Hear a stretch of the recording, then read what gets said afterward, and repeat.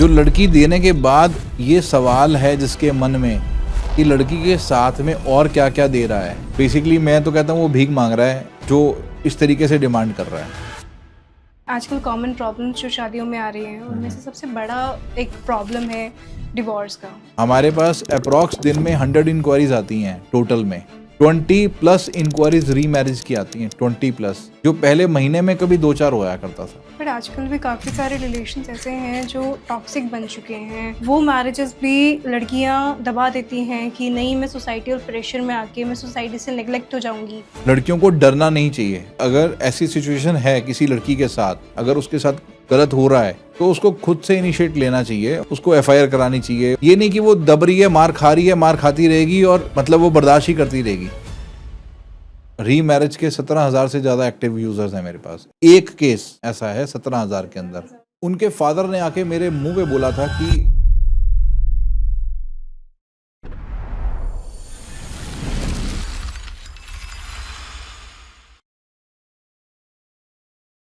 बहुत बहुत welcome sir on second episode of कहानी रिश्तों की। Thank you, thank you. तो सर शुरू करते हैं हमारा आज का सफ़र। बिल्कुल ठीक है, करें शुरू। यस, पहला क्वेश्चन मेरा आपसे यही होगा कि एज अ मैच मेकर आपने इतनी शादियां करवाई हैं, इतने रिश्ते करवाए हैं, इतने लोगों को क्लोजली देखा है, आपके हिसाब से शादी का एक्चुअल डेफिनेशन क्या है? शादी का एक्चुअल डेफिनेशन अगर मैं कहूँ तो वो है एक एडजस्टमेंट। दो लोगों के अंदर एक एडजस्टमेंट होनी बहुत ज़रूरी है, तो ही शादी चल पाती है। अगर एडजस्टमेंट नहीं होती तो शादी नहीं चल पाती। तो मैंने इतने साल हो गए, मुझे 20 साल हो गए रिश्ते कराते हुए। मैंने अपने पर्सनल एक्सपीरियंस से ये समझा है कि एडजस्टमेंट जिसने कर ली, क्योंकि कई बार क्या होता है कि कुछ समय ख़राब चल रहा होता है, कोई बातें ऐसी हो जाती हैं दोनों के अंदर कि वो कुछ नोक-झोंक हो जाती है। बट जो एडजस्टमेंट नहीं कर पाता, उस चीज़ को एडजस्ट नहीं कर पाता, तो वो शादी शादी नहीं रहती, फिर वो डिवोर्स की तरफ चली जाती है। किस घर में किस कपल की खटपट नहीं होती, बट डिवोर्स उन्हीं का ही होता है जो शादी को एडजस्ट नहीं कर पाते। जो एडजस्ट कर लेते हैं वो शादी चलती रहती है। शादी एक एडजस्टमेंट है, ये समझना है कि एडजस्ट करना है। दो लोग कभी भी एक जैसे नहीं हो सकते। दोनों की परवरिश अलग है, दोनों अलग सोल हैं। तो ये समझना होता है कि अगर हम शादी करने जा रहे हैं तो हमारे को एडजस्टमेंट आनी चाहिए। नो की पावर, यस की पावर। अगर कोई चीज़ किसी सामने वाला आपको नो कह रहा है तो उसको समझना चाहिए कि किसी कारण से कोई, किसी भी रीज़न से कुछ भी बात हो रही है, तो ईगो पे नहीं लेना चाहिए, एडजस्टमेंट करनी चाहिए और पार्टनर की से प्यार करना चाहिए, रिस्पेक्ट देनी चाहिए, तो शादी चलती है। वेरी ट्रू सर, क्योंकि एडजस्टमेंट ही आई थिंक आपका एक लास्ट सहारा होता है। जब वो नहीं होगा तो शादी कैसे टिकेगी? हाँ, एडजस्टमेंट ही सहारा है और एडजस्टमेंट और पेशेंस भी साथ-साथ। कि ये नहीं कि मैंने एक बार एडजस्ट कर लिया, मैंने 2 बार एडजस्ट कर लिया, मैं बार-बार थोड़ी एडजस्ट करती रहूँगी, मैं बार-बार एडजस्ट थोड़ी करता रहूँगा। कई बार किसी चीज़ों को सॉल्व करने में टाइम लगता है, तो शादी भी एक एडजस्टमेंट है और एडजस्टमेंट के साथ-साथ पेशेंस भी रखनी होती है। तो मैंने बहुत सारी कपल्स भी देखे हैं जिन्होंने एडजस्टमेंट करके कुछ एक टफ टाइम था अपना निकाला है, आज वो सक्सेसफुल मतलब चल रहे हैं, कहीं कोई दिक्कत नहीं थी। बीच में ऐसे थे कि इतना लड़ाई झगड़ा चल रहा था कि डिवोर्स की कहानी, अगर बीच में उनके कोई आ जाता थर्ड पर्सन समझाने वाला तो शायद डिवोर्स हो जाता। बट उन दोनों ने अपने आप बातचीत करके समझा कि जहाँ पे भी प्रॉब्लम है उसको सॉल्व करने की कोशिश करी, जिससे कि शादी बच गई। तो एडजस्टमेंट ही मतलब शादी एक एडजस्टमेंट है। तो कैसे ऐसे पार्टनर को ढूंढें या फिर कैसे ऐसे सोलमेट को ढूंढें जिससे हम ये उम्मीद कर सकें, जो हम अगर एडजस्टमेंट कर रहे हैं तो वो भी एडजस्ट करेगा या फिर वो हमारी चीज़ों को समझेगा।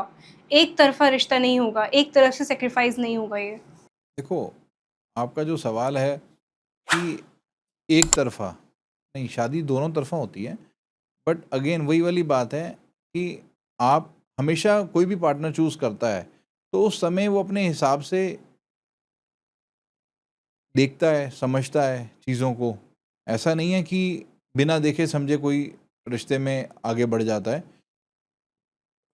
बट कुछ समय कई बार कई बार कुछ किसी का समय ऐसा चल रहा होता है कि जो उस समय पर उन दोनों की अंडरस्टैंडिंग नहीं मिल रही होती, तो बट अगर वो पेशेंस के साथ समझने की कोशिश करते हैं, देखो एक होता है कि समझना चाहते नहीं हैं इंटेंशनली, बिकॉज उनको ऐसा लगता है कि इससे बेटर मुझे मिल सकता था, मैं अगर इसको छोड़ दूं तो इससे बेटर मुझे मिल जाएगा, मैं इसके साथ एडजस्ट क्यों करूं, माइंडसेट अगर वैसा वाला होगा तो शादी नहीं चल पाती है। बट अगर एडजस्टमेंट करने की कोशिश करेगा कि जिस बंधन में मैं बंध गया हूँ उस बंधन को चलाना चाहता हूँ या चलाना चाहती हूँ या चलाना चाहिए, प्लस पेरेंट्स का भी बहुत बड़ा सपोर्ट होता है कि अगर पेरेंट्स कहते हैं कि देखो एडजस्टमेंट करो और समझो, पेन को समझो, सॉल्यूशन निकल आता है, क्योंकि हर प्रॉब्लम का सॉल्यूशन है, ऐसा नहीं है कि प्रॉब्लम का सॉल्यूशन नहीं है, बट सॉल्यूशन निकालने की इंटेंशन होनी चाहिए हमारी। अगर हमारी इंटेंशन होगी तो सॉल्यूशन निकल आता है, बट अगर इंटेंशन नहीं है तो सॉल्यूशन नहीं निकलता है। क्या ऐसा हो सकता है कि हम कुछ ऐसे फ़िल्टर्स लगाएँ, ऐसी कोई चीज़ें बातें करें, ऐसे कोई क्वेश्चंस पूछें, जिससे हमें उस पर्सन के इंटेंशंस, उसके बिहेवियर के बारे में, उसके ट्रू सेल्फ के बारे में पता चले? देखो हाँ, ऐसी बहुत सारी चीज़ें हैं जो कि आप अपना फ़िल्टर्स लगाएँ या कुछ ऐसा करें नहीं होता। देखो, अगर एक शादी हुई है, शादी के बाद कुछ एडजस्टमेंट कोई नहीं कर पा रहा है, तो उसका एक ही सॉल्यूशन है सॉल्व करने का, कि आपको अपना बेस्ट करने की कोशिश करनी है और अपना बेस्ट करने की कोशिश करनी है और करते रहना है उसको। ऐसा नहीं है कि एक बार करनी है, वो एक प्रैक्टिस है। वो आप, क्योंकि आपको ये नहीं सोचना कि मुझे इसको छोड़ना है, इस सोच से नहीं करनी कि मुझे ये छोड़ना है तो मैं एक बार हिट एंड ट्राई करके देख लेती हूँ या हिट एंड ट्राई करके देखता हूँ। नहीं, आपको ये सोचना है कि मुझे किसी भी हाल में ये रिश्ता बचाना है, अपना बेस्ट देना है। अगर आप अपना बेस्ट दोगे तो समय लगेगा, रिश्ता ठीक हो जाएगा। ये मेरा भी पर्सनल एक्सपीरियंस है, मेरा भी बहुत लोगों को मैंने समझाया है और बहुत लोगों का एक्सपीरियंस वहाँ से रिवर्ट आया है कि हमने आपकी बात मानी है, समय दिया है अपने रिश्ते को, तो रिश्ता हमारा रिवाइव हो गया है। जिसने जिसकी इंटेंशन होती है ना कि लाइक किसी का होता है कि मेरे को एक्स्ट्रा मैरिटल अफेयर चलाना है, या किसी का होता है कि मेरे को इससे बेटर ऑप्शन मिल सकता है, मैं पेरेंट्स के प्रेशर में आकर के या मैं किसी के प्रेशर में आके मैंने कर तो लिया, बट मेरे को इसके साथ मेरी लाइफ दिख ही नहीं रही है, बिकॉज उसकी सोच में ऐसी चीज़ आ गई है, वो सोचता ही दिन रात ऐसी बातें हैं, तो वो एडजस्टमेंट नहीं करेगा कभी भी। वो उसको कोशिश करेगा कि उस रिश्ते से वो बाहर निकले किसी भी तरीके से। वो कोई भी जैक लगाएगा, वो रिश्ते से बाहर निकलने की ही कोशिश करेगा। तो मिसअंडरस्टैंडिंग्स बढ़ जाती हैं जब हम माइंड सेट कर लेते हैं अपना। सारी गेम माइंड की है, अपने माइंड को एनर्जी पॉजिटिव दें। अगर कभी कुछ ऐसा कोई प्रॉब्लम आ रही है तो कोशिश ये करें, मेडिटेट करें और ट्राई करें, एनर्जी दें पार्टनर को कि मेरी इसके साथ अच्छी चले तो ही अच्छी चल सकती है। जहाँ पे कोई नेगेटिव वाइब्स देता है, जहाँ पे कोई हर समय उसकी कोशिश करता है कि ये जाए तो मैं कोई दूसरा ऑप्शन ढूंढूं या दूसरे के साथ शादी करूं, तो शादी नहीं निभाती। एडजस्टमेंट जिसने कर ली वो शादी चल जाती है। आपने सवाल किया था कि एग्जैक्टली शादी की डेफिनेशन क्या है। देखो, एक तो है एडजस्टमेंट, जो मैंने आपको बताया कि एडजस्टमेंट है, और शादी एक बहुत बड़ा इवेंट है कि आप बंधन में बनते हो, आप परिवार बनते हो, एक और एक 11 बनते हो, और उसके बाद मतलब एक फैमिली होती है इन टर्म्स ऑफ कि वो एक आपका सुख दुख पार्टनर बन रहा है आपका। देखो, कुछ भी है, माँ बाप, बच्चे, वो एक दिन अलग हो जाएंगे, दूर चले जाएंगे, माँ बाप बुजुर्ग हो जाएंगे, चले जाएंगे, बच्चे सेटल हो जाएंगे, अलग हो जाएंगे, बट आपका पार्टनर ही आपको सपोर्ट करता है, आपका पार्टनर ही आपको लाइफ टाइम सपोर्ट करता है, आपको पार्टनर का ही सहारा होता है। तो शादी बहुत बड़ा इवेंट है इन टर्म्स ऑफ लाइफ में, तो शादी ज़रूर करनी चाहिए। शादी बहुत इम्पोर्टेंट है, शादी करनी चाहिए, और शादी के बिना भी गुजारा नहीं है, क्योंकि आप अगर अकेले हो तो आप अकेले सरवाइव, लोग कहते हैं कि हम अकेले सरवाइव कर लेते हैं, कर सकते हैं, बट नहीं, मेरा भी एक्सपीरियंस है, अकेले सर्वाइव इंसान नहीं कर सकता, उसे शादी करनी ज़रूरी है। बिकॉज़ कोई बाहर वाला कोई भी हो, चाहे वो फ्रेंड हो, बेस्ट चीज़ बेस्ट फ्रेंड हो, जो आपका पार्टनर, जो आपका लाइफ पार्टनर चूज़ कर रहे हो आप, जो वो आपके लिए सोचेगा ना, वो आपका कोई दोस्त, कोई मित्र कुछ नहीं सोच सकता। माँ-बाप बुज़ुर्ग हो जाएँगे, बच्चे जब बड़े हो जाते हैं तो अपने-अपने, कोई अपनी स्टडी में, कोई बाहर चला गया, कोई किसी की शादी हो गई, तो न्यूक्लियर फैमिली वो आगे से आगे चले गए, बट आप अकेले रह जाते हो। सर आपने इतनी प्यारी बात बताई मुझे आज, एंड उस बात से ना मेरे को 2 क्वेश्चंस आए हैं माइंड में। पहला कि आपने बताया कि लोग लोनलीनेस की वजह से शादी करते हैं, कि मतलब अकेला रह के नहीं कर पाओगे आप इतना कुछ जितना आप शादी से 1 और 1 11 होके कर सकते हो। बट मुझे लगता है आजकल लोग शादी सिर्फ कंपेनियनशिप के लिए नहीं, लोनलीनेस दूर करने के लिए कर रहे हैं। उनको अकेला नहीं रहना शादी में, इसलिए वो कर रहे हैं। हर तरह के लोग हैं।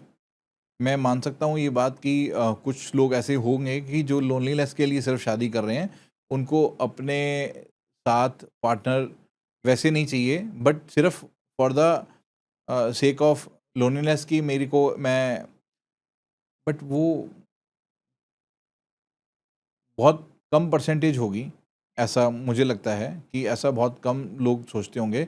मेरे पर्सनल अगर एक्सपीरियंस में बोलूँ तो मेरे एक्सपीरियंस में अभी तक मुझे ऐसा कोई नहीं दिखा कि ऐसा कोई हो। तो मे बी आप कह रहे हो सकता है, मैं अगर उस सोचूं कि लोगों तरह तरह के लोग हैं, मतलब ऐसा भी सोचने वाले लोग होंगे, मैं मान सकता हूँ इस बात को। बट अगर वैसी सोच है तो वैसी सोच से रिश्ता नहीं करना चाहिए, शादी नहीं करनी चाहिए। बिकॉज आप कोई, इट्स नॉट कि गुड्डा गुड्डी का खेल। शादी बहुत प्यारा इवेंट है, मैंने बताया। शादी एक ऐसा बंधन है जहाँ पे एक आप बनते हो और आपकी लाइफ टाइम, मतलब शादी मतलब एक बेसिकली, जो अगर ऐसा सोचते हैं कि सिर्फ लोनलीनेस के लिए, उनका तो मेरे पास जवाब नहीं है। मैं मतलब सिंपल सी बात बोलूँ, ऐसी कुछ परसेंटेज होगी, मैं मान सकता हूँ ये बात, बट मेरे एक्सपीरियंस में ऐसा कोई नहीं आया। तो शादी अगर, हाँ, कहीं पेरेंट्स के प्रेशर में आके करते हैं, कहीं समाज के प्रेशर में आके करते हैं कि मतलब समाज पीछे पड़ा हुआ है, भाई तुम शादी कर लो, एज हो रही है, बट अपना दिल नहीं था करने के लिए, अपनी अंदर से एफर्ट नहीं थी, वो भी रिश्ता नहीं चल पाता बिकॉज आपके अंदर से दिल नहीं था। आपने समाज को दिखाने के लिए शादी कर ली। ऐसे तो मेरे पास बहुत सारे केसेस आए हैं, बट खाली लोनलीनेस मिटाने के लिए शादी करिए, ये ऐसा केस मेरे पास अभी तक नहीं आया। बट एनीवेज, हो सकते हैं, वो ऐसी जनता भी हो सकती है, ऐसे लोग भी हो सकते हैं। तो बट जो प्रेशर में आके शादी कर लेते हैं, जो किसी के कहने से शादी कर लेते हैं, और कोशिश होती है कि शादी करके हम एक बार, घर वालों ने कहा है तो टीस करते हैं कि शादी करके अब आपने के कहने पर कर ली शादी, तो अब मैं बस आपके कहने पे कर ली शादी, और पार्टनर में इंटरेस्ट ही नहीं होता है। पार्टनर में इंटरेस्ट नहीं होता है इन टर्म्स ऑफ कि उनका इंटरेस्ट कहीं और होता है, बट शादी कर ली। तो ऐसे भी बहुत केसेस आ जाते हैं सामने। ऐसी शादियाँ टिकती हैं। नहीं टिकती, बिल्कुल भी टिक ही नहीं सकती हैं। अगर कोई शादी सिर्फ किसी को दिखाने के लिए कर रहा है, अपने समाज में दिखाने के लिए कर रहा है, उसकी इंटेंशन नहीं है, और उसने मतलब जब शादी पे जाता है अपनी कंपैटिबिलिटी बनाने की कोशिश ही नहीं करी, अपनी अपनी भावनाओं को रखा ही नहीं, और उसके बारे में ज़्यादा समझा ही नहीं, और पार्टनर को बस हाँ में हाँ मिलाते चले गए, और माँ बाप को दिखाने के लिए भी शादी कर ली, समाज को दिखाने के लिए भी शादी कर ली, बट वो दिल से ना चाहत है उस पार्टनर के लिए उसकी, ना उसकी कोई उससे एक्सपेक्टेशंस हैं, ना वो उसको कहता कि ना मेरे तुम पास आओ, ना मैं तुम्हारे पास आऊँगा। तो ऐसी चीज़ें सामने आती हैं, वो डिवोर्स हो जाते हैं, बहुत जल्दी डिवोर्स हो जाते हैं। ऐसे केसेस तो बहुत सारे आने लग गए हैं कि लोगों को, क्योंकि एक्चुअली में लोग कंफ्यूज होते हैं कई बार। लोगों को लगता है कि हमें नहीं करनी चाहिए शादी, तो वो शादी क्यों करनी चाहिए उसके बारे में ख्याल ही नहीं करते हैं, उसके बारे में चर्चा ही नहीं करते हैं कि वाई मैरिज क्यों करनी है। तो वो ये सोचते हैं कि पेरेंट्स कह रहे हैं तो कर लेते हैं, या मेरे 3 दोस्त की मैरिज हो गई, हम 4 दोस्त हैं, तीनों मेरे को टीस करते हैं कि तू तो मतलब क्यों नहीं कर रहा है शादी, मतलब तेरे अंदर कोई कमी है क्या? तो उस वजह से शादी कर लेते हैं दिखाने के लिए। कि भाई मैंने भी शादी कर ली अब, बट उसका उस पार्टनर में इंटरेस्ट नहीं होता, उस पार्टनर की तरफ उसका झुकाव नहीं होता। तो शादी, प्यार जब तक नहीं होगा, जब तक अटैचमेंट नहीं होगी, जब तक उसके लिए फीलिंग्स नहीं होंगी, तो शादी सक्सेसफुल नहीं होती है। पार्टनर के प्रति फीलिंग होना, प्यार होना, प्यार को एक्सप्रेस करना, दोनों पार्टनर को बॉन्ड बनाना, दुनिया वाले कुछ भी बोलें, अपना पार्टनर के साथ एक बॉन्ड बनाना, वो एक शादी होती है। सुख में दुख में पार्टनर ही काम आता है सबसे पहले, जो आपका लाइफ पार्टनर होता है, बाहर वाले कोई काम नहीं आते। किसी बाहर वाले की एडवाइस सुन करके अपने पार्टनर से झगड़ा कर लेना, किसी बाहर वाले की बात सुन के अपने पार्टनर को वैल्यू ना करना, तो शादियां टूटती इसी वजह से ही हैं। डिवोर्स भी आजकल काफ़ी बढ़ रहे हैं। अगर हम बात करें आजकल कॉमन प्रॉब्लम्स जो शादियों में आ रही हैं, उनमें से सबसे बड़ा एक प्रॉब्लम है डिवोर्स का। आजकल इतने केसेस सामने आ रहे हैं डिवोर्स के, जितने शादियां नहीं हो रही हैं आजकल। हाँ, बहुत ज़्यादा परसेंटेज हो गई है शादियों डिवोर्स की।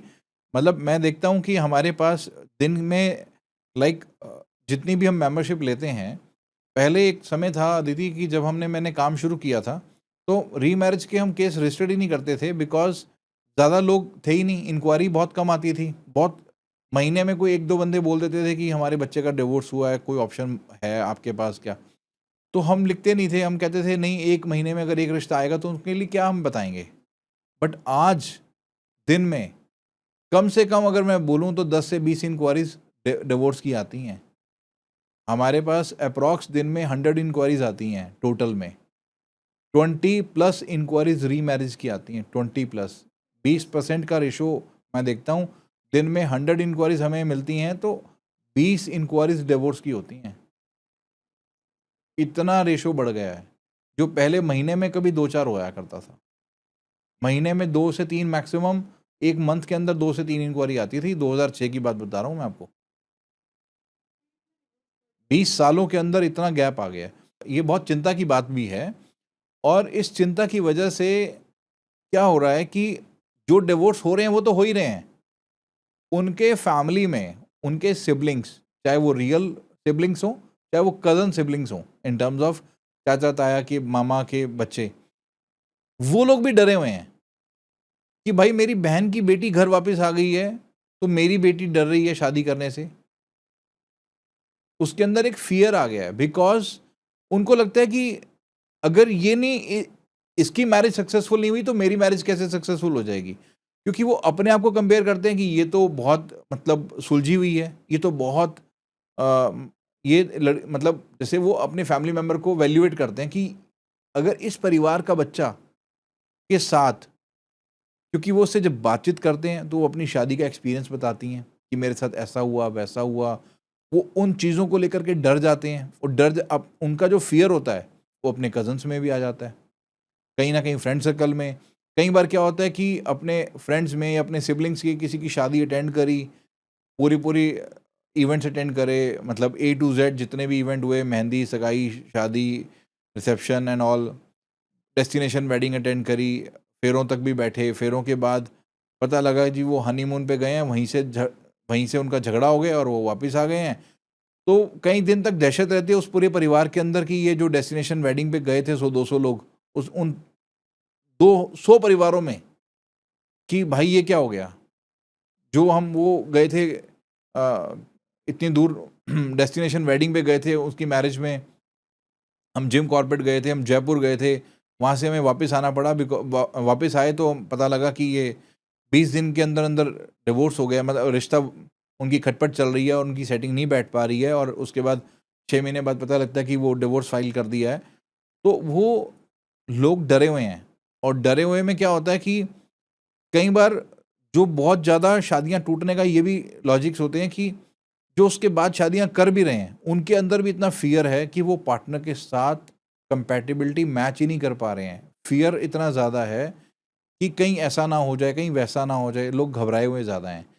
बट मेरा मानना ये है, देखो हर एक की अपनी किस्मत है। अगर कुछ हो रहा है तो कुछ, अगर किसी का डिवोर्स हुआ भी है तो डरने की बात नहीं है, शादी करनी चाहिए। और जिनका डिवोर्स हो रहा है मैं उनके लिए ये बोलना चाहूँगा कि देखो, डिवोर्स को रोकने के लिए एक ही चीज़ है कि आपको पेशेंस रखनी है और चीज़ों को सॉल्यूशन की तरफ लेके आने की कोशिश करनी है ज़्यादा।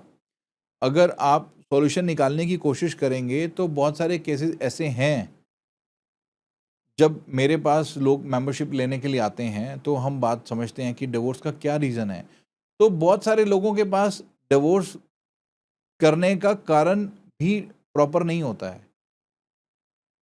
पेरेंट्स बड़ी ईज़िली बोल देते हैं, बस कंपैटिबिलिटी नहीं बैठ रही थी बच्चों की तो हम बेटी को वापस ले आए, या लड़के वाले बोल देते हैं कंपैटिबिलिटी नहीं बैठ रही थी तो आपस में हमने 1-2 बार इनको कन्विंस किया, बट नई सेटिंग बैठ रही थी तो फिर लड़की के पेरेंट्स को बुला करके हमने इनको सेपरेट करवा दिया और फिर हमने केस फाइल कर दिया। तो पेरेंट भी एफर्ट नहीं करना चाहते, पेरेंट भी एफर्ट जो कर रहे हैं वो डर के कर रहे हैं बच्चों से।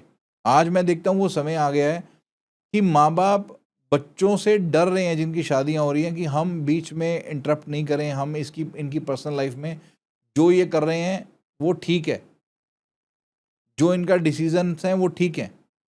अगर ये सेपरेट होना चाहते हैं तो ठीक है, उसको सॉल्यूशन लाने की कोशिश नहीं करते। अगर मैं पुरानी बात करूँ, हमारे दादा-दादी के टाइम की, पेरेंट्स के टाइम की या हमारी मैरिज के टाइम की, अगर कोई भी बात होती थी तो पेरेंट्स समझाते थे। पेरेंट्स कोशिश करते थे सॉर्टेड हो जाए मामला।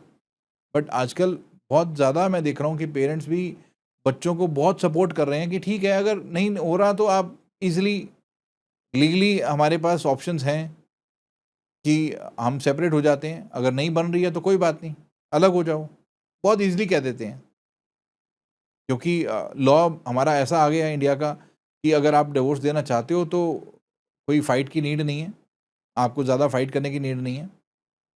आप सेपरेट हो जाओ, केस फाइल कर दो और कोर्टों में केस भुगतो और डिवोर्स हो जाएगा, कोई प्रॉब्लम ही नहीं है। बट आजकल भी काफ़ी सारे रिलेशंस ऐसे हैं जो टॉक्सिक बन चुके हैं, जो नेगेटिव रिलेशंस हैं, जिसमें या तो डोमेस्टिक अब्यूज़ होता है या कुछ भी दहेज का कोई सीन होता है। वो मैरिजेस भी लड़कियां दबा देती हैं कि नहीं, मैं सोसाइटल प्रेशर में आके मैं सोसाइटी से नेग्लेक्ट हो जाऊंगी, ये सोच के वो डिवोर्स फाइल नहीं करती हैं। जब वो एक्चुअल में एक प्रॉब्लम है तब भी वो नहीं कर पा रही हैं वो चीज़ को। देखो ऐसा है कि हर एक का ना एक अपना कोई ना कोई कारण ज़रूर होता है कि जहाँ पर लड़की को मतलब ऐसा भी लगता है कि कई बार कि मतलब डिवोर्स करना चाहती हूँ, मतलब सेटिंग नहीं बैठ पा रही है, अंडरस्टैंडिंग दोनों की नहीं बैठ पा रही है, बट पीछे पेरेंट्स का सपोर्ट नहीं है बिल्कुल भी, और निकल के कहाँ जाऊँगी? जहाँ रह रही हूँ वहाँ पे सैटिस्फाइड नहीं हूँ, इन-लॉज़ के साथ सैटिस्फाइड नहीं हूँ, हस्बैंड के साथ सैटिस्फाइड नहीं हूँ, बट पीछे मतलब किसी के पेरेंट्स नहीं हैं, तो किसी के भाई का प्रेशर है कि तू वापस आई तो मतलब हम तेरे को नहीं रखेंगे घर में वापस। बट वो बहुत ज़्यादा घर के अंदर दबी हुई है, किसी से बोल भी नहीं पा रही है, किसी से बात भी नहीं कर पा रही है, किसी को शेयर भी नहीं कर पा रही है, बट वो सह रही है। अपना बेस्ट भी देने की कोशिश कर रही है, बट वो सह रही है। ऐसा भी कई बार मैंने सुना है कि ऐसा भी होता है। देखो इसका सॉल्यूशन ये है कि अगर ऐसा सुना है मैंने कि बहुत ज़्यादा वो मतलब जो लड़की हैं इन वो डोमेस्टिक वायलेंस हो रहा है बट वो नहीं निकल पा रही है बिकॉज़ उसकी बैकबोन नहीं है। उसके घर वाले ही नहीं हैं, या घर वाले हैं तो वो ना सपोर्टिव हैं, ना वो उनके पास कोई इन टर्म्स ऑफ की ऐसी पावर है कि वो उसको वहाँ से निकाल पाएँ। वो बच्ची सह रही है, मार भी सह रही है और सब कुछ सह रही है। बट वो उसका देखो ये सॉल्यूशन है कि लड़कियाँ आज बड़ी इंडिपेंडेंट हैं। तो मेरा मानना ये है अदिति, इसमें मतलब मैं मेरा ये मानना है कि अगर ऐसी सिचुएशन है किसी लड़की के साथ जो मार खा रही है, अब्यूजिंग लैंग्वेज सह रही है और उसके बावजूद भी वो निकलना चाहते हुए भी निकल नहीं पा रही है, तो उसको जो डर जाती है, जो डर जाती है वही फंसती है।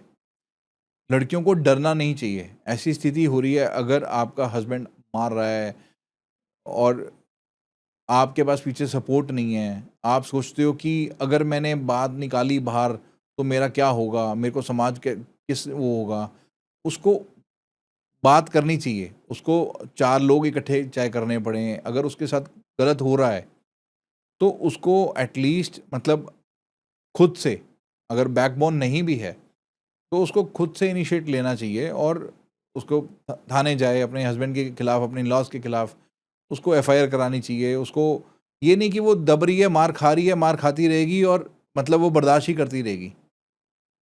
तो क्या होता है कि अगर वो ऐसा कोई केस होता है तो वो कल को उसका इल्ज़ाम मतलब कल को बहुत नेगेटिव चला जाता है कि जब लड़की वो सहती-सहती कई बार वो मतलब कुछ सुसाइड कर लेती है या कोई कोई सुसाइड कर लेती है या कोई भी गलत एक्शन ले लेती है, तो बेटर ये रहता है कि उस केस में उसको खुद से एफर्ट करने चाहिए। ये नहीं कि अगर कोई आपको आप अपना बेस्ट करने की कोशिश करे जा रहे हो, आप प्यार भी दे रहे हो, आप रिस्पेक्ट भी कर रहे हो, आप पेशेंस भी रखे हुए हो, आपने बहुत टाइम दे दिया उस रिश्ते को बचाने के लिए, बहुत कोशिश कर ली, बट वो रिश्ता रिवाइव होने पर ही नहीं आ रहा और आप सहते जा रहे हो, आपको सामने वाला टेकन फॉर ग्रांटेड ले रहा है कि ये कहाँ जाएगी, इसका तो कुछ आगे पीछे है ही नहीं, इसके तो माँ बाप भी नहीं है, इसका कोई सपोर्ट करने वाला नहीं है, तो इसको तो मैं सीधी करके रहूँगा।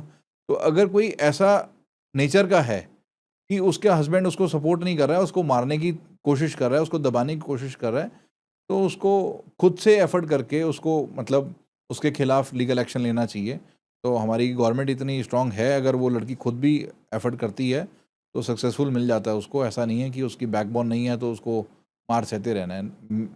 कभी भी कोई भी रिश्ते में देखो, अगर झगड़ा बातों से हो रहा है तो वो सॉल्यूशन हो सकता है। अगर हाथापाई पे बात उतर गई है तो उस चीज़ का कोई सॉल्यूशन ही नहीं है, वो रिलेशनशिप दी एंड है। अगर हाथापाई पे सिचुएशन आ रही है तो उस रिश्ते को तो उस दिन वो ख़त्म है रिश्ता। वो वो रिवाइव नहीं हो सकता किसी भी कीमत पर, ये भी गारंटी है। जब आप हाथापाई पे आ जाते हो, एक दूसरे की शर्म छोड़ देते हो या आप सोचते हो कि झगड़ा होगा तो कोई चीज़ आप ऐसी उठा के मारने लग जाते हो, तो वो रिश्ता कभी भी रिवाइव नहीं हो सकता। आपके हिसाब से क्या ऐसे रीज़न्स हो सकते हैं जिससे एक शादी को डिवोर्स होने के चांसेस बढ़ जाते हैं? एक तो ये रीज़न हो गया जहाँ पे डोमेस्टिक वायलेंस है या फिर दहेज इंक्लूडेड है, जो कि I think very wrong reasons हैं जो नहीं होना चाहिए आज की सोसाइटीज़ में। अदर देन दोज़ देखो, आपको क्या लगता है? दहेज दहेज की अगर हम बात करें ना, ये तो मतलब बड़ा दहेज वाला जो मामला है ना, देखो कई बार तो डिमांड होती है और कई बार डिमांड बना भी दी जाती है। तो मेरा मानना ये है कि मैंने बहुत सारे केसेस ऐसे देखे हैं कि जहाँ पे मुझे लगता है कि इस परिवार में दहेज की बात हो ही नहीं सकती है, जिस परिवार में शादी हुई है। बट जब उनका डिवोर्स की बात चल रही है तो वो दहेज की बात कर रहे हैं कि ये दहेज माँग रहे थे तो हमने डिवोर्स ले लिया। तो दहेज में एक्चुअल में ना मतलब क्या सही है, क्या गलत है, इसका कोई पैरामीटर मेरे को नहीं लगता। जैसे कि हमें किसी को रिश्ता करने से पहले लोग बहुत ज़्यादा मैं देखता हूँ कि कभी किसी को ना करना होता है ना, तो सीधा बहाना मार देते हैं कि हमारे पंडित जी ने बोल दिया इनकी कुंडली नहीं मैच करी, तो हम आगे बात ही नहीं चलाएँगे। तो ऐसे ही सिमिलर क्या होता है कि जब कोई झगड़ा होता है ना, तो लड़की वालों का बहुत सारे लड़की वालों के मैंने देखता हूँ कि ऐसे ही इल्ज़ाम होते हैं लड़के वालों के ऊपर कि ये दहेज की कुछ डिमांड हो रही थी। तो लोग मतलब उसको दहेज के केस को रजिस्टर करा के कोशिश करते हैं कि शायद डिवोर्स जल्दी हो जाएगा।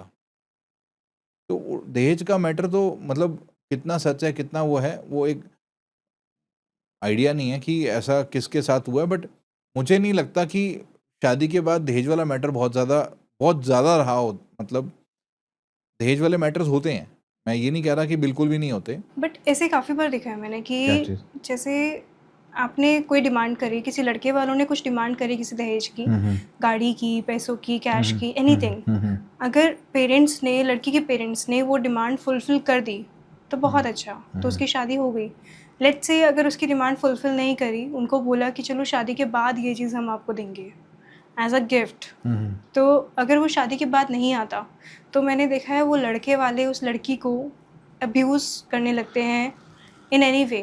देखो, मेरा मानना तो ये है कि मतलब मैं ऐसा सोचता हूँ कि जब आपकी कोई भी लव मैरिज हो रही है या अरेंज मैरिज हो रही है, अगर आपकी रिश्ते की बात चल रही है और आपको लगता है कि सामने वाले की एक्सपेक्टेशंस किसी चीज़ों को लेकर के है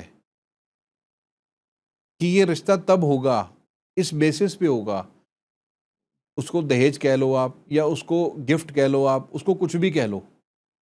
अगर उसकी सोच, उसकी चाहत के अंदर डिमांड कि आप शादी पर ये गाड़ी दे देना या शादी के बाद आप अपनी बेटी को ये दे देना, या हमारी जैसे कि किसी की ऐसा होता है कि 2 भाई हैं, बड़ा भाई मैरिड है, तो उसका एग्ज़ाम्पल देते हैं कि बड़े वाले भाई की शादी हुई थी, तो उनके घर से हमें ये मिला था, उनके घर से हमें वो मिला था, या उन्होंने तो सिर्फ़ एक प्लॉट बेटी के नाम दे दिया था, वो बेटी के नाम है, हमें तो कुछ नहीं चाहिए।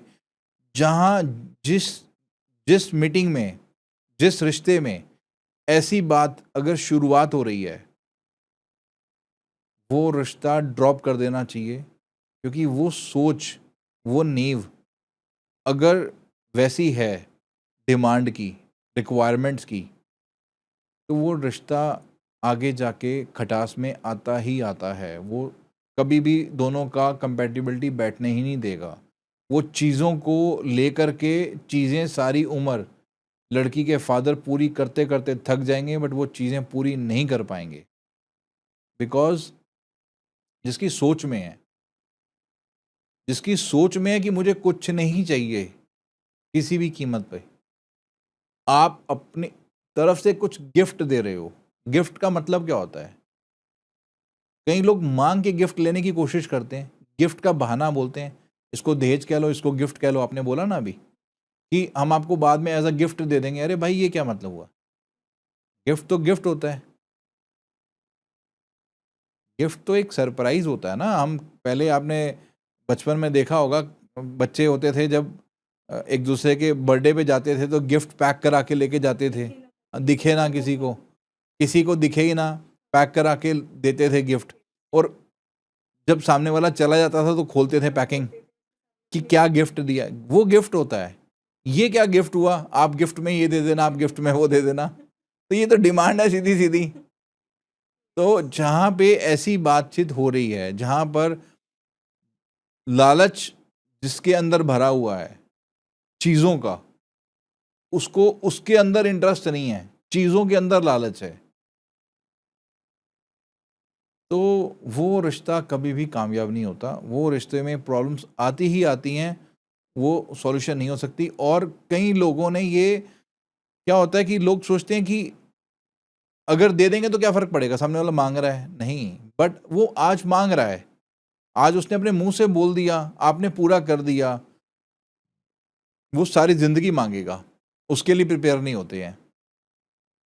सारी ज़िंदगी वो पूरा नहीं कर पाएँगे, बिकॉज़ वो नींव खराब है, वो नींव ही बेकार है। उस पे कभी भी वो फाउंडेशन में अगर डिमांड्स की रिक्वायरमेंट्स है ना कि लिस्ट ऑफ कि ये दोगे तो, ये गलत है। एक इंसान शुरू में अपनी इनडायरेक्टली डिमांड्स कर रहा है ना, इनडायरेक्टली वो माँग रहा है, तो वो बेसिकली मैं तो कहता हूँ वो भीख माँग रहा है। हाँ, जो इस तरीके से डिमांड कर रहा है। अगर कोई लड़की दे रहा है ना, तो वो अपना सब कुछ दे रहा है, मेरा मानना ये है। जो लड़की देने के बाद ये सवाल है जिसके मन में कि लड़की के साथ में और क्या-क्या दे रहा है, वो इंसान ट्रबल लाइफ में लेकर ही आएगा 100%। 100% लेकर के आएगा वो बंदा। बिकॉज़ अगर उसकी सोच है ना कि वो बेटी के साथ में और क्या-क्या दे रहा है। बेटी लेना उसको पूरा नहीं पड़ रहा। हाँ, अगर वो बेटी दान कन्यादान कर रहा है तो वो कम दान है क्या? ये समझना है समाज को। ये मतलब लोग समझते हैं कि क्या ही कर रहा है। अगर कोई बेटी दे रहा है ना, अपने जिगर का टुकड़ा निकाल के दे रहा है, तो वो पैसों से उसकी कोई वैल्यू नहीं की जा सकती, सामान से उसकी कोई वैल्यू नहीं की जा सकती, कोई वैल्यू नहीं है। लोगों को लगता है कि वो मिलनी पे कंबल नहीं मिले, मेरी मासी को कंबल नहीं मिला, इस वजह से झगड़े शुरू हो जाते हैं। सुनाते हैं लोग, बताते हैं, आते हैं, हाँ रियल है ये, दिस इज रियल। हाँ, शादी के बाद झगड़े शुरू तीसरे दिन इस वजह से कि मिलनी पे मेरे मासड़ को कंबल क्यों नहीं मिला। मेरे मासड़ जी मेरे फूफा जी को कंबल क्यों नहीं मिला, मेरे मासड़ जी की मिलनी पे खाली उनको फूलों का हार क्यों पहना दिया, सबको कंबल दिया, तुम्हें बोला था 22 कंबल, तुम्हारे पापा 17 कंबल लेके आए, क्यों? तो ये जो सोच है ना जी, वेरी स्मॉल थिंग जो आप घर से भी खरीद सकते कितने का आता है? 500-700 हजार रुपए का कंबल आता है। जो मिलनी पे कंबल बढ़ते हैं कितने के आते हैं? बाई गॉड, उस कंबल की वजह से भी डिवोर्स हो जाता है, क्योंकि वो खटपट शुरू हो गई ना, उनकी सोच में था, उनके मुंह से निकल गया, जो अंदर होगा वो मुंह से निकलेगा, वो निकलेगा, वो निकला तो वो बस खटास शुरू हो गई। लड़की ने एडजस्टमेंट ही नहीं करी कि मेरे बाप ने अपना तन मन धन गोल्ड बेच दिया, मेरे माँ के जेवर बेच दिए, सब कुछ बेच दिया, सब कुछ बेस्ट किया, और लड़का शादी के अगले दिन बोल रहा है कि मेरी मासी को ये नहीं मिला, मेरी चाची को ये नहीं मिला, तो वो रिश्ता चलेगा क्या? तो वो डिवोर्स के तो कई रूप हैं, डिवोर्स के बहुत रूप हैं, डिवोर्स का कोई एक कारण नहीं है, बहुत सारे लॉजिक्स हैं जहाँ पे कंपैटिबिलिटी बैठती नहीं है। अगेन, बिल्डिंग जब बनती है तो उसकी फाउंडेशन बहुत मजबूत होती है, ताकि अर्थक्वेक आए, कुछ भी आए, सुनामी आए, कुछ भी आए, बिल्डिंग को कुछ ना हो। बट अगर बिल्डिंग नींव दलदल की होगी, सीमेंट होगा ही नहीं उसके अंदर, तो वो हवा में भी गिरेगी, सिंपल सी बात है। तो लोग जब रिश्ता ढूंढते हैं ना, तो ऊपरी ऊपरी चीज़ों को देख के रिश्ता करने की कोशिश करते हैं, जल्दबाजी करते हैं, जल्दबाजी में डिसीजन लेते हैं, और वो मेजर रीज़न रहते हैं। या कई ऐसे भी होते हैं कि जो कंप्रोमाइज़ हम एक्सेप्ट कर लेंगे, ये सोचते हैं, पर वो एक्सेप्ट कर नहीं पाते। मतलब कई केस ऐसे भी मैंने देखे हैं कि लाइक कुछ कंप्रोमाइज़ ऑलरेडी प्री कोऑर्डिनेटेड, मतलब जब पहले शादी की बातचीत चल रही थी तो सेटल हो गया था। बहुत सारी चीज़ें हैं लाइक जॉइंट फैमिली, लाइक कि मैं एडजस्टमेंट कर लूँगी बट लड़कियां नहीं कर पाती, या ईटिंग हैबिट्स को लेकर के, ड्रिंकिंग हैबिट या नॉन वेज को लेकर के एडजस्टमेंट कर लेंगे बट वो बाद में नहीं कर पाते। बहुत सारी चीज़ें हैं, मल्टीपल चीज़ें हैं, मतलब कि घर में जो सिस्टर इन लॉ है उसकी शादी नहीं हुई है, या सिस्टर इन लॉ का डिवोर्स हो गया, वो वापस आई हुई है, तो वो घर में एक एडजस्टमेंट नहीं बन पा रही है। डिवोर्स का कोई कारण एक फिक्स नहीं है, बहुत सारे कारण होते हैं। कि डिवोर्स का कारण कई बार मैं देखता हूँ कि हस्बैंड वाइफ कारण नहीं होते, मियाँ बीवी कारण नहीं होते, कारण ही कोई और होता है। कारण होती है, कई बार सास कारण बन जाती है, कई बार ननान कारण बन जाती है, कई बार भाभी कारण बन जाती है डिवोर्स का। जो बड़ी वाली बेटे की शादी हो रखी है, उसकी वाइफ जो उसकी भाभी हो गई, तो वो उसको टिकने नहीं दे रही है, वो उसको दिन रात उसका जीना हराम कर रखा है, उसकी घर में एडजस्टमेंट ही नहीं होने दे रही है अपने नंबर बनाने के चक्कर में। तो डिवोर्स के बहुत सारे कारण होते हैं, डिवोर्स का कोई एक फिक्स कारण नहीं होता।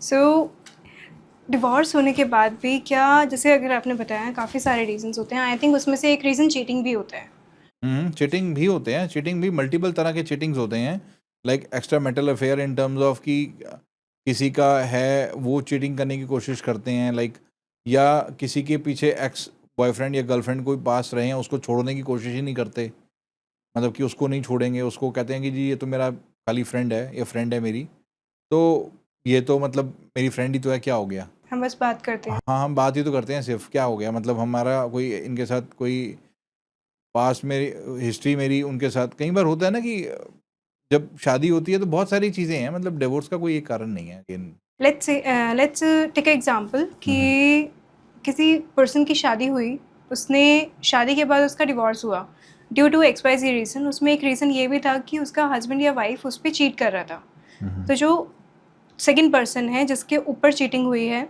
वो पर्सन का तो ट्रस्ट ब्रेक हो गया। वो पर्सन तो आगे अब किसी पे बिलीव करने से पहले 10 बार सोचेगा।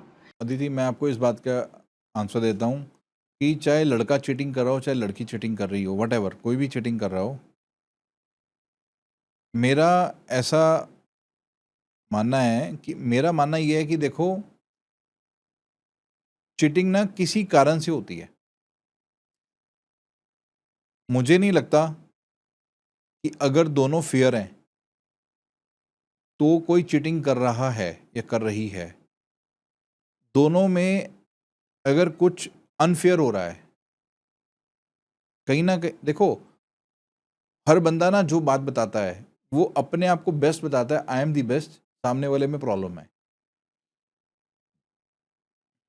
हमारे पास जैसे कोई डिवोर्स के केसेस आते हैं या कहीं पे भी कोई बताता है कि हमारा रिश्ता हुआ था, टूट गया, या डिवोर्स हुआ था, या शादी हुई थी, टूट गई, डिवोर्स हो गया, हर बंदा यही बोलता है कि हम सही थे, सामने वाला गलत था। कोई भी आज तक ये नहीं आया। अप्रॉक्स अगर मैं बात करूं तो आज मतलब री मैरिज के 17,000 से ज़्यादा एक्टिव यूज़र्स हैं मेरे पास, एक्टिव क्लाइंट्स हैं 17,000 से प्लस। हाँ, बट मुझे एक केस याद आ रहा है, पंजाबी बाग की फैमिली थी, उनके फादर ने आके मेरे मुंह पे बोला था कि हमारे बेटे की गलती की वजह से ये डिवोर्स हुआ है, हमारी बहू बहुत अच्छी थी, और आफ्टर द डिवोर्स मैंने अपनी बहू को सपोर्ट किया है।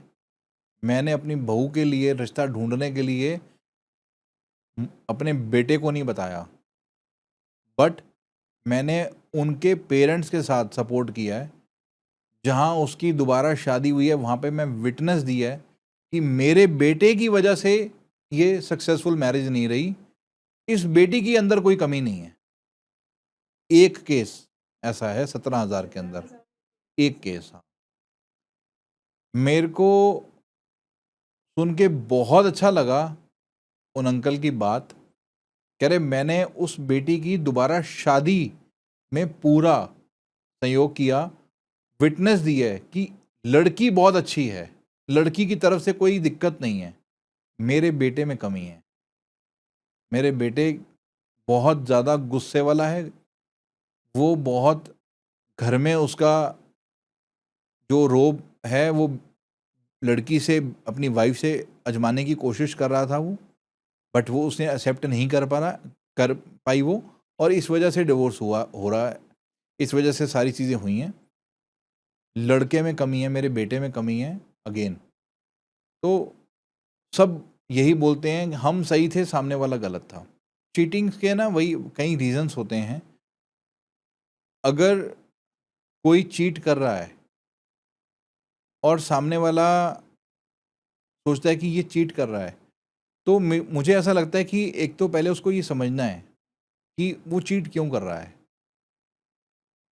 दोनों पार्टनर को ये बात बहुत अच्छे से समझनी है कि अगर आपका एक पार्टनर चीटिंग कर रहा है किसी कारण से, कोई भी चीटिंग तो बहुत तरह की है, कोई एक्स्ट्रा मैरिटल अफेयर कर सकता है, कोई चोरी कर सकता है, घर में जो पैसा आ रहा है उसमें चोरी कर सकता है, वट वो कोई सामान को, कईयों का ऐसा भी नेचर होता है कि लड़कियां, मैंने सुना है कि घर का कुछ चीज़ें बेच देती हैं, पता नहीं लगने देती हस्बैंड को, घर की कई चीज़ें ऐसी इधर उधर कर देती हैं, मतलब चीटिंग करती हैं, अपने इन लॉज को अपने अपने मदर पेरेंट्स को अपने भिजवा देती हैं, या अपने पेरेंट पीछे सपोर्ट कर रहे होते हैं, कोई ना कोई लॉजिक्स।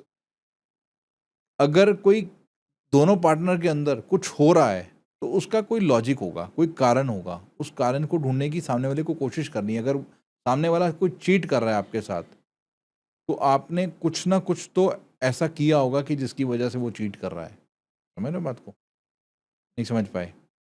लेट्स ये तो सपोज एक आपने सेकंड एक पर्सन के ऊपर ही ब्लेम डाला है कि मतलब जो सेकंड पर्सन है जिसके ऊपर चीट हुआ है, उसने ही हाँ, ऐसा कुछ किया है जिससे फर्स्ट पर्सन चीट कर रहा है उसने।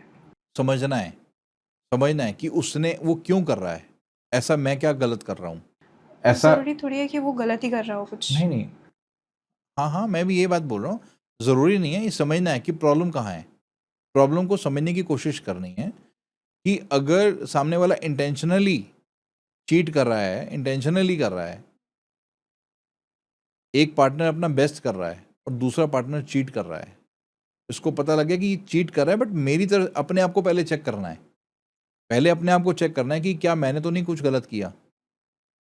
जब इंसान अपने आप को चेक कर लेता है, अगर वो उसके अंदर से ही आंसर आता है कि मैं तो नहीं, मैंने तो कुछ गलत नहीं किया और मैं तो अपना बेस्ट कर रहा हूँ या बेस्ट कर रही हूँ, सामने वाला चीट कर रहा है, देन उसको उस पार्टनर को छोड़ देना चाहिए, अलग रास्ता निकालना चाहिए। बट अगर कोई ऐसी वजह है, अगेन मैं वही बात आपको बोल रहा था कि अपनी भी वजह इंसान को ढूंढनी होती है।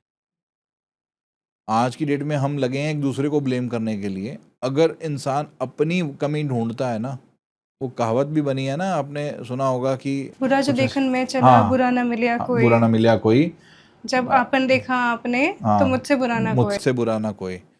तो मेरा मानना ये है कि देखो, अगर चीटिंग हो रही है तो पहले तो खुद को समझना है कि मैंने कुछ पार्टनर के साथ गलत तो नहीं किया।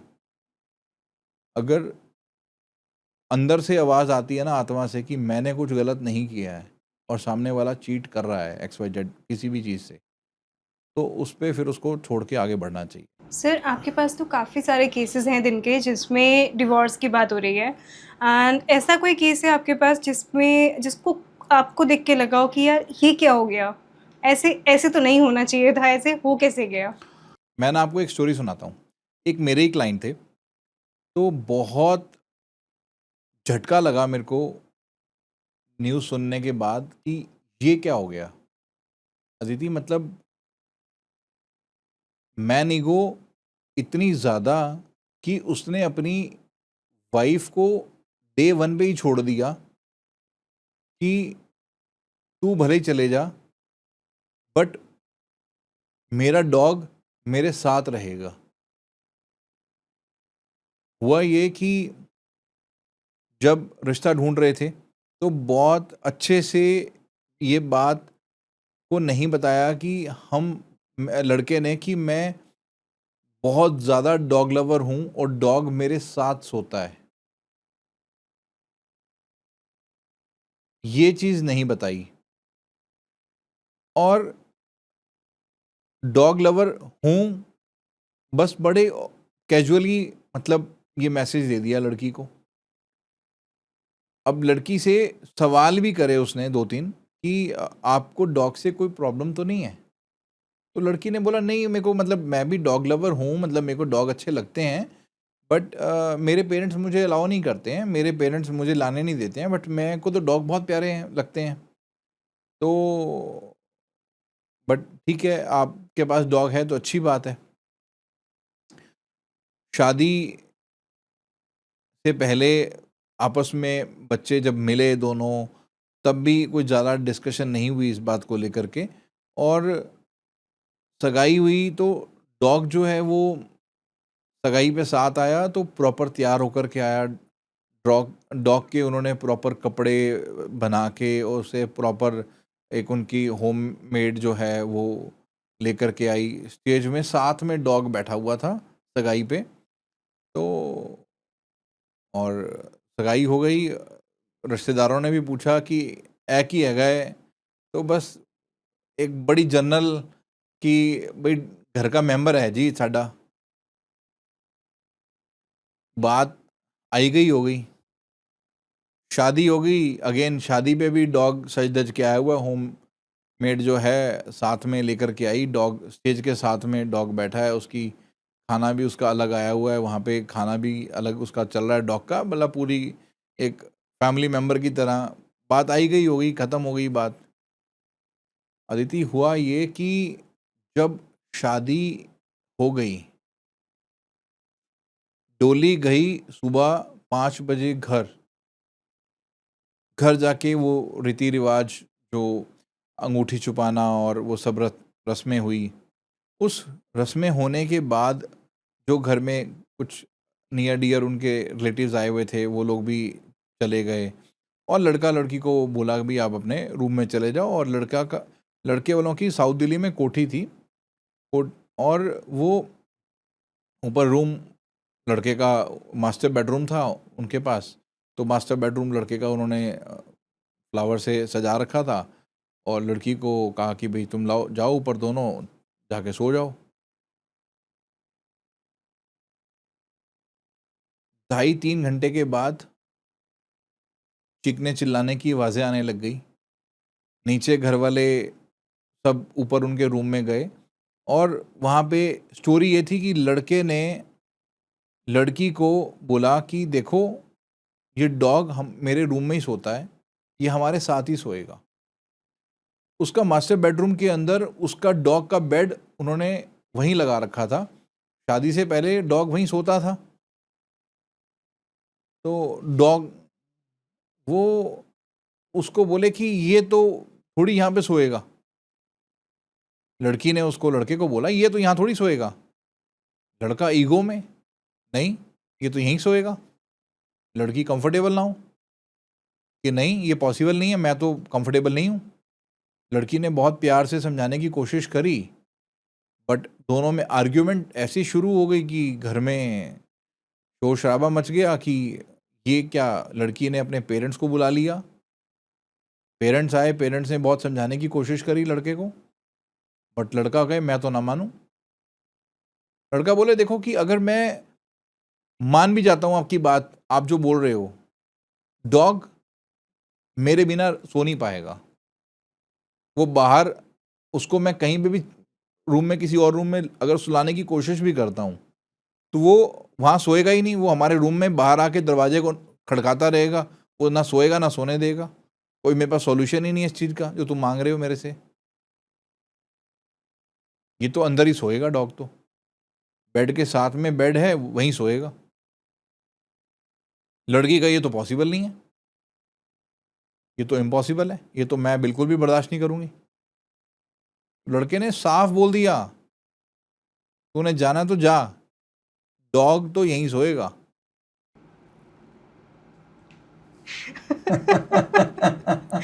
तो वो मतलब केस मैंने सुना, मैं तो मतलब समझ नहीं आई कि मैं क्या रिएक्ट करूं, हंसूं या रोऊं। ये मतलब ऐसा भी मतलब होता है।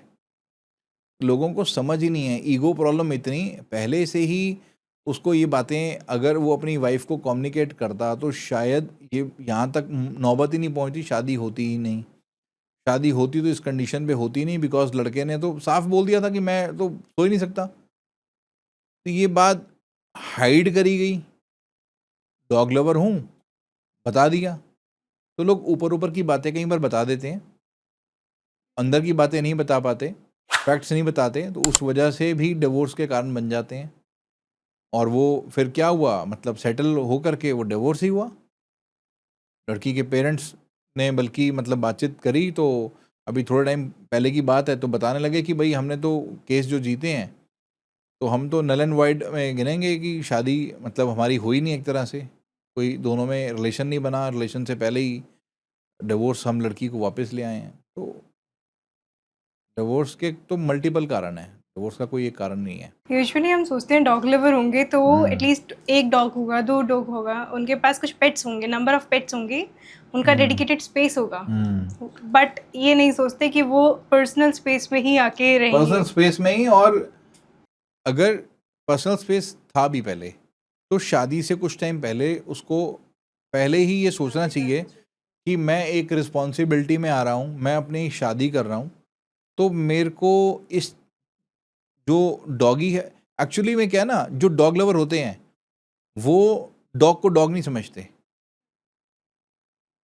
वो डॉग को भी इंसान का ही रूप समझते हैं कि ये हमारा मेंबर है, ये बेड पे साथ ही सोएगा।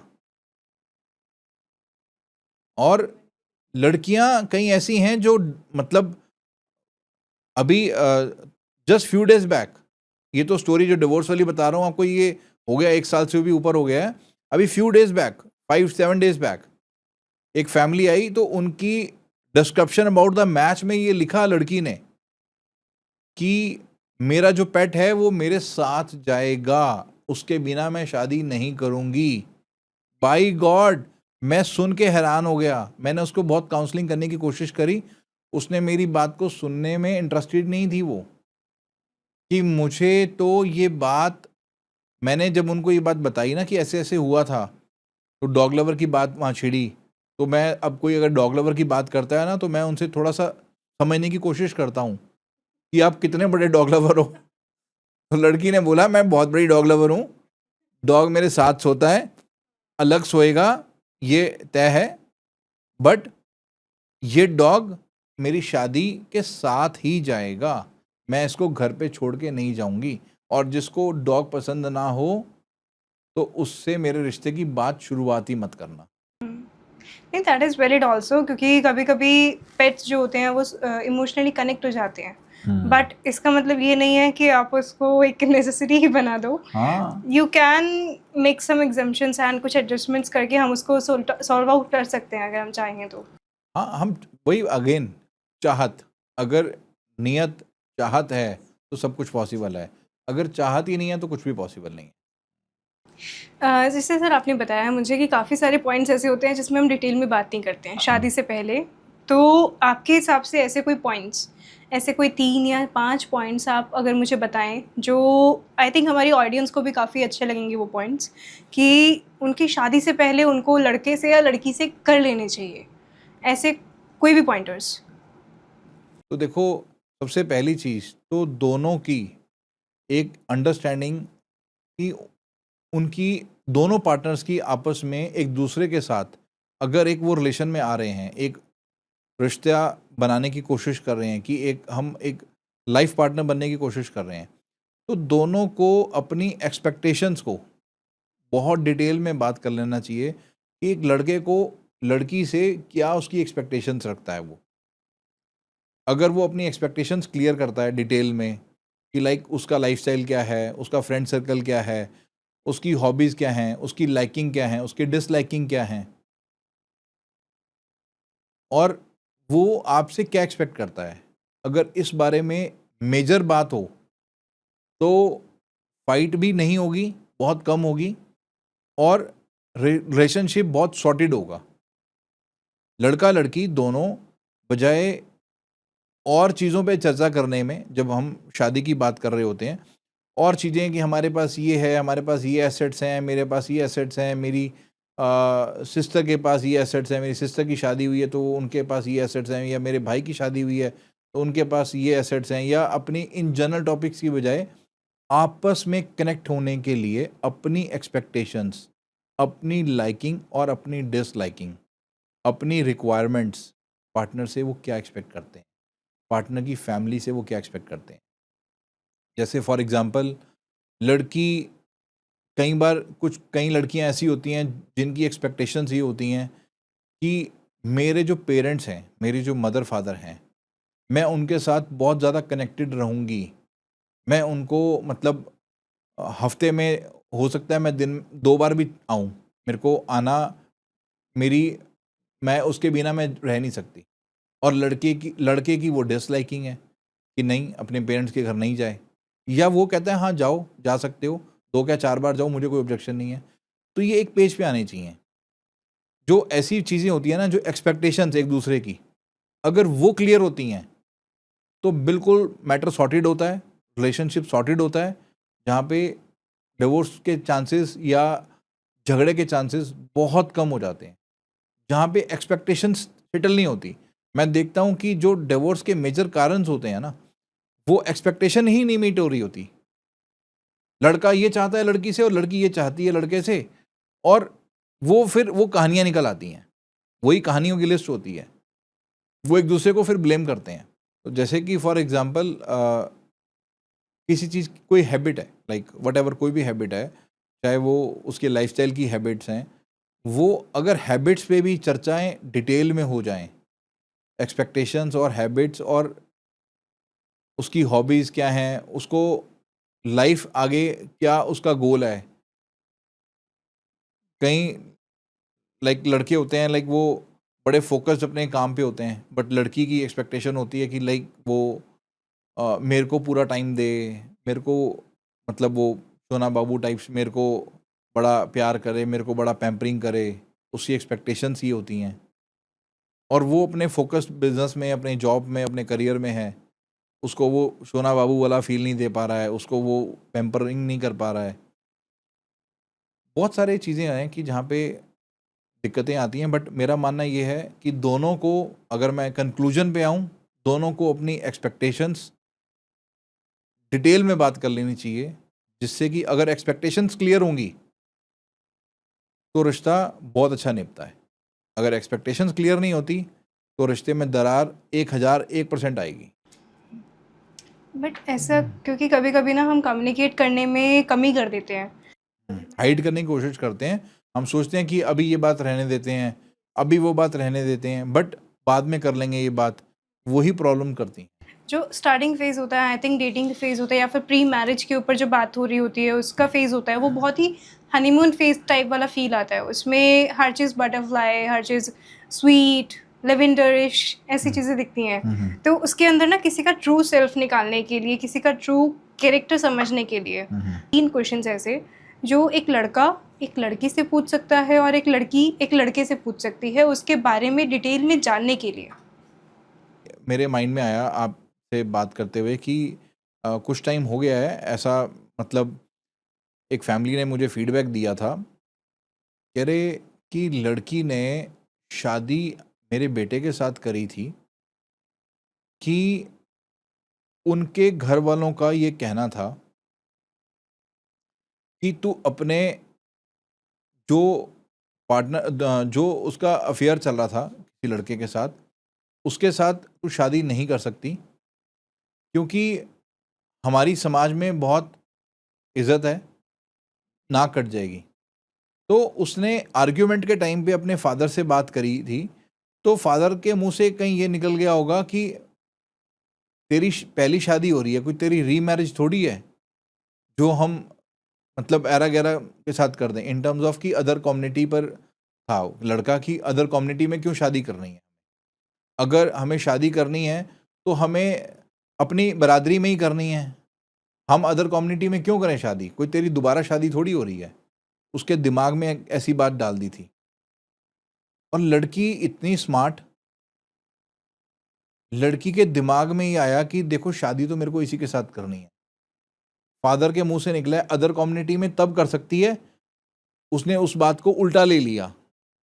फादर ने तो एक एग्जाम्पल दिया था कि तेरे को सेम बरादरी में रिश्ता मिल जाएगा, क्यों करनी है उससे शादी। लड़कों की कमी है, परिवारों की कमी है, बहुत मिल जाएंगे। हमें आउट ऑफ द कम्युनिटी नहीं करनी बिल्कुल भी। कोई तेरी दोबारा शादी थोड़ी हो रही है कि जो किसी के साथ भी कर दो, अपनी कम्युनिटी में ही शादी करेंगे। दबाव डाल दिया।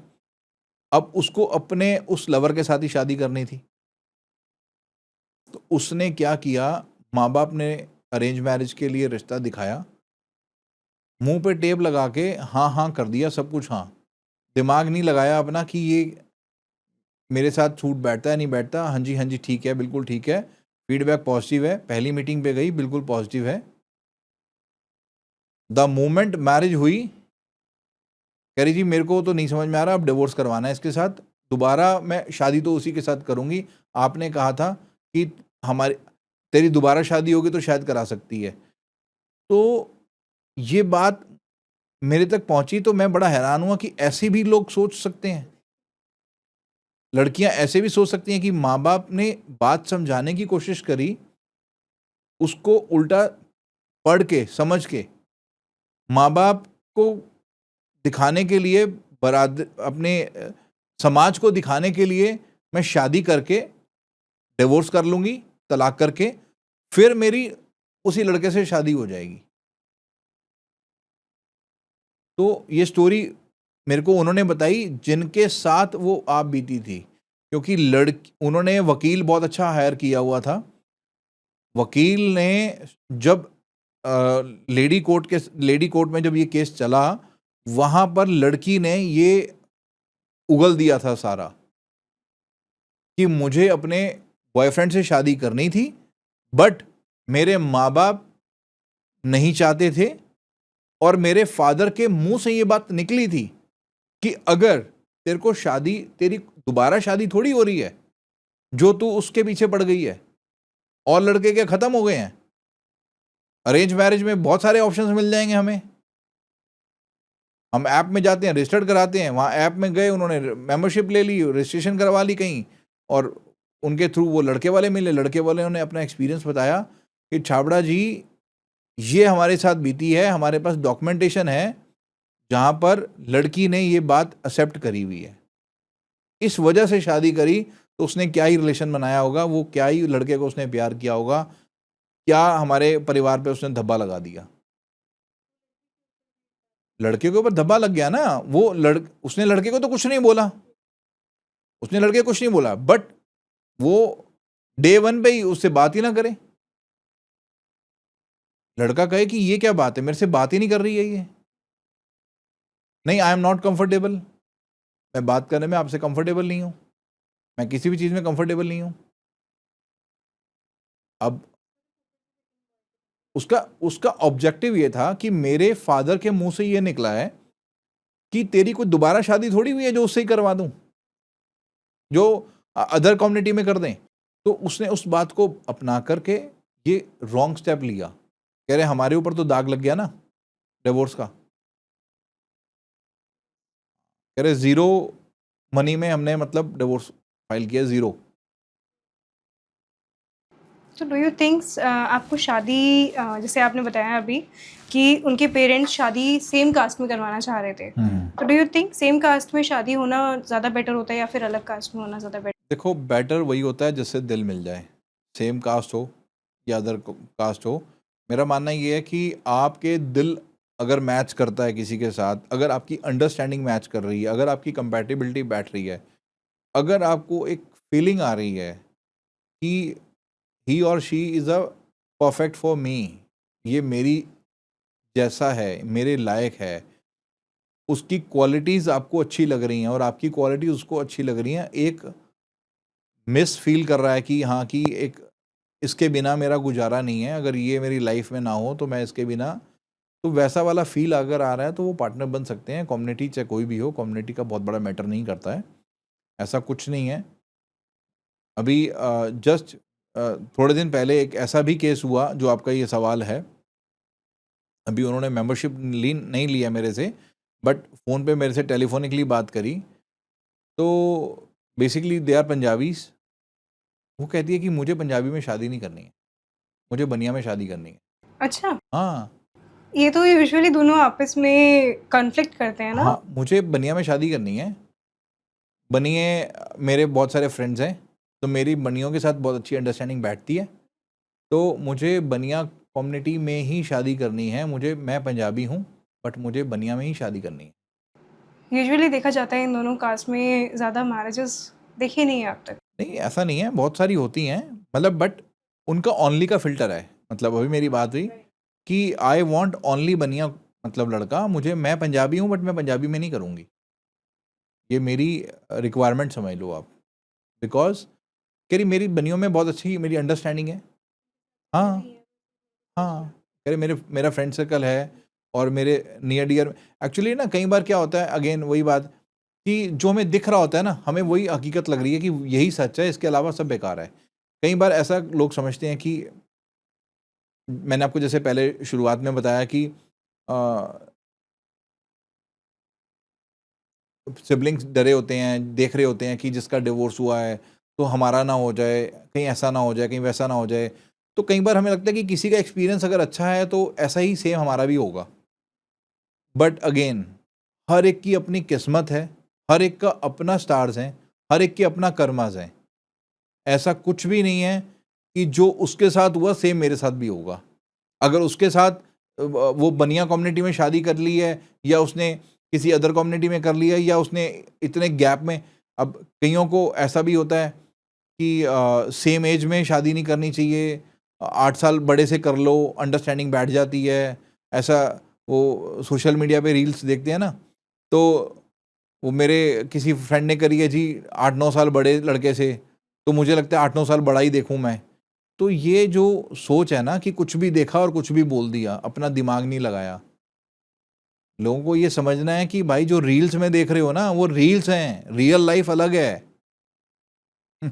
रील और रियल का फर्क होता है। लोग कई बार रील को ही रियल समझ लेते हैं, अरे वो रील है। लोग सोचते हैं वहाँ पे कि फेक भी होता है। हाँ, बहुत कुछ फेक भी होता है कि आप एक रील को देख करके डिसीजन ले लो कि इसके साथ ऐसा हुआ तो मैं भी ऐसा ही ढूंढती हूँ या मैं भी ऐसा ही ढूंढता हूँ। तो अपनी रियल में देखो कि आपको कौन अंडरस्टैंड कर रहा है, आपके साथ कौन प्यार कर रहा है, आपके साथ आपका जो नेचर है सामने वाले को किसको अच्छा लग रहा है, आप कितने, हर एक अपना अपना नेचर है। आप नेचर को किसी के बदल नहीं सकते हो। मतलब नेचर, हर एक इंसान का अपना एक नेचर है। अपने अपने आप कोई नेचर अपना बदले तो एक बात अलग है, आप नहीं बदल सकते किसी का भी नेचर। आप किसी को समझा सकते हो, बट आप अपने नेचर को चेंज कर सकते हो, आप किसी के नेचर को चेंज नहीं कर सकते हो। तो लोग सोचते हैं कि हम चेंज कर लेंगे, हम ऐसा कर लेंगे। क्या हाँ, लोग सच में बदलते हैं शादी के बिल्कुल बिल्कुल बदलते हैं, हकीकत है ये। देखो, जो समझदार होते हैं, जो अपना घर बसाना चाहता है, अगेन, हर इंसान अलग है, हर एक की परवरिश अलग है। दो, जब शादी होती है, दो लोग अलग अलग होते हैं और वो एक होते हैं, तो दोनों की परवरिश अलग अलग हुई होती है, तो दोनों एक नहीं हो सकते, ये क्लियर है। दोनों को एक बनने के लिए अंडरस्टैंड करते हैं, अगर अंडरस्टैंड की कोशिश करते हैं तो दोनों एक बन जाते हैं।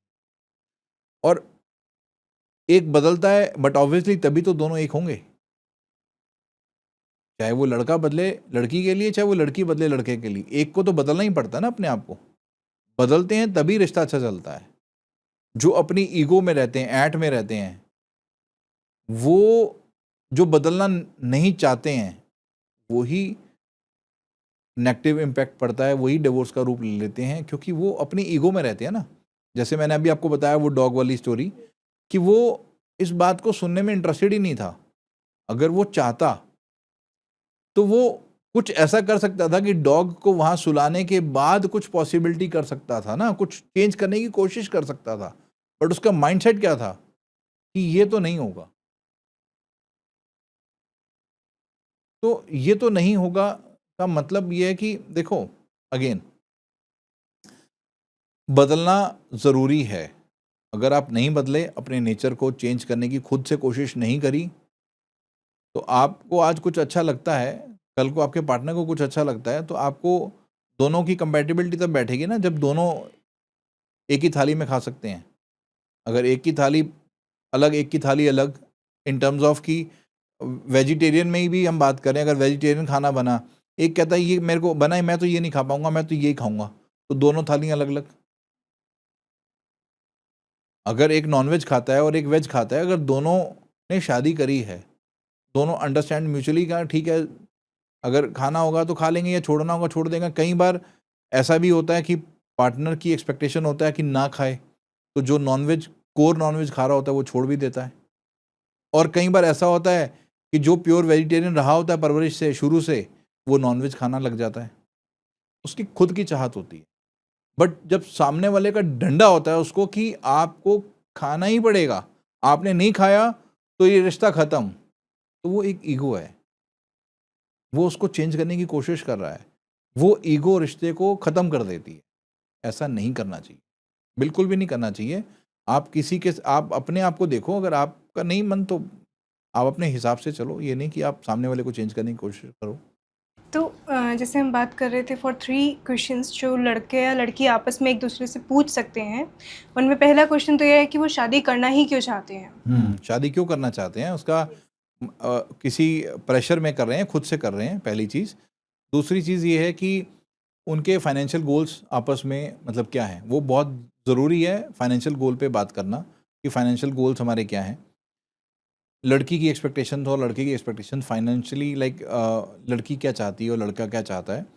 तीसरी चीज़ है कि लाइक दोनों के बीच में फ्यूचर गोल्स उनके क्या हैं, लाइक कि जब शादी होती है तो शादी के बाद दोनों की सोच इन टर्म्स ऑफ कि हर चीज़ में, कि लाइक अगर अभी हमारे पास ये एसेट्स हैं, या हमारे पास फैमिली प्लानिंग हमने इतने टाइम में करेंगे, या हम ऐसा सोचते हैं कि हम आज यहाँ पर हैं, हम इतने सालों में यहाँ पे होना चाहते हैं, तो दोनों के म्यूचुअली कंसर्न सेम होने चाहिए। अगर एक का कुछ और एक का कुछ और, लाइक एक चाहता है कि शादी होते ही फैमिली प्लानिंग कर लें, और एक चाहता है कि अभी तो 5 साल कुछ नहीं करना है। एक चाहता है कि लाइक अभी तो हम जहाँ पे रह रहे हैं, हम इससे आगे बढ़ना ही नहीं चाहते हैं।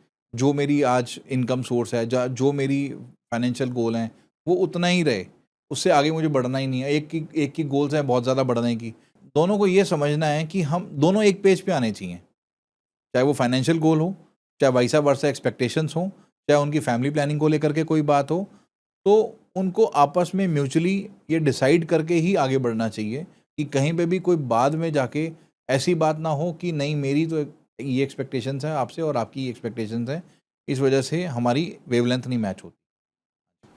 Sir just wanted to understand one more thing कि आजकल गुण बनाने मिलाने का बहुत चलन हो गया है कि हमें तो जी सामने वाले के गुण मिलवाने हैं। तो आपका क्या कहना है उस पे कि क्या गुण मिलवाना चाहिए? देखो जी, मेरा मानना ये है इसमें कि क्या गारंटी है कि जो सामने वाला आपको अपनी date of birth, time of birth बता रहा है, उसको भी वो कितनी एक्चुअली में क्या है कि टाइम ऑफ बर्थ आधे घंटे के भी अगर फ़र्क होता है ना, 15-20 मिनट का भी टाइम ऑफ बर्थ, तो कुंडली बिल्कुल अलग हो जाती है। तो लोगों को लगता है कि एग्जैक्ट टाइम ऑफ बर्थ है, एग्जैक्ट जो इनकी पत्री बता रही है वो हकीकत है, ऐसा नहीं होता। देखो, लोगों को ऐसा लगता है कि कल को डिवोर्स ना हो जाए, तो कुंडली मिलानी बहुत ज़रूरी है, क्योंकि किसी की कुंडली नहीं मैच करी थी तो उनका डिवोर्स हो गया था। भाई, डिवोर्स का कारण कई बार हस्बैंड वाइफ नहीं होते, डिवोर्स का कारण बहुत सारे होते हैं। कई बार डिवोर्स का कारण उसके घर में उसके फादर होते हैं, उसकी मदर होती हैं, उसकी बहन होती हैं, उसके भाई। डिवोर्स के तो बहुत सारे कारण होते हैं। लोगों को ये लगता है कि पत्री मिलवाएंगे तो ही अच्छा चलेगा, पहले पत्री मिलवा लें, अगर पत्री नहीं मैच करती तो आगे ही नहीं बढ़ पाएंगे। या जिनकी पत्री मैच करेगी तो ही वो सक्सेसफुल मैरिज रहेगी। लोगों की ऐसा सोच है, ये बिल्कुल गलत है। मेरा मानना ये है कि अगर दोनों की कंपैटिबिलिटी बैठ रही है तो वो प्रभु मिलवा रहा है। कंपैटिबिलिटी प्रभु मैच कराता है। कोई ना कोई लेखा जोखा होता है तभी किसी के साथ कोई ना कोई लेखा जोखा होता है तभी कंपैटिबिलिटी किसी की बैठ रही होती है। क्योंकि आप कहीं पे भी जा रहे हो, कहीं पे भी आ रहे हो, क्या आप पंडित से पूछ के जा रहे हो? क्या आप पंडित से पूछ के आ रहे हो कि मैं यहाँ जाऊँ, मैं सही पहुँच जाऊँगा? और कई बार क्या होता है कि इंसान घर से निकलता है तो उसका एक्सीडेंट हो जाता है। तो अब उस टाइम क्या बोलते हैं? जब एक्सीडेंट हो जाता है तो क्या बोलते हैं कि चलो कोई बात नहीं, लिखा होगा इसके भागों में। तो जो लिखा हुआ है वो होके रहना है। कुंडली मिलान ज़रूरी पहले नहीं है। अगर कुंडली मिलानी भी है तो मुझे लगता है कि देखो, आपकी अगर किसी के साथ कंपैटिबिलिटी बैठ रही है, किसी के साथ आपकी टर्म्स, आपने अपना फैमिली ने टाइम दिया, दोनों मिले, दोनों ने बात अच्छी से करी, दोनों मिलने के बाद एक कंक्लूजन पे आए कि हम शादी करके आगे बढ़ते हैं, बोथ आर ओके। तो ये बोथ आर ओके जो मन से कहने वाला भगवान है। अंदर से यस तब आती है, नहीं तो कोई वैसे ही अड़चन आ जाती है। कुंडली जरूरी नहीं होती कि कुंडली में अगर अड़चन लिखी होगी तो अड़चन आएगी। अगर स्टार्स नहीं मैच करते ना, दोनों की कंपैटिबिलिटी नहीं बैठेगी। कई बार लोग नींव समझते हैं कि पंडित जी ने कह दिया है। लोगों को ये भी प्रेशर होता है, बच्चों को ये भी प्रेशर होता है माँ बाप का कि एस्ट्रोलॉजी इस लड़के के साथ बहुत अच्छी मैच कर रही है। तो अगर कंपैटिबिलिटी नहीं भी बैठ रही होती है ना, तो उसको कन्विंस करने की कोशिश करते हैं कि इसके साथ पत्री बहुत अच्छी मैच करती है, क्योंकि पंडित जी ने कहा हुआ है कि पत्री बहुत अच्छी मैच करती है। ज़बरदस्ती मैच करवाएंगे। नहीं, जबरदस्ती नहीं। अब वो जो डेट ऑफ बर्थ लिखा हुआ, टाइम ऑफ बर्थ लिखा हुआ, वो कितना सच है, दोनों का कितना हकीकत है।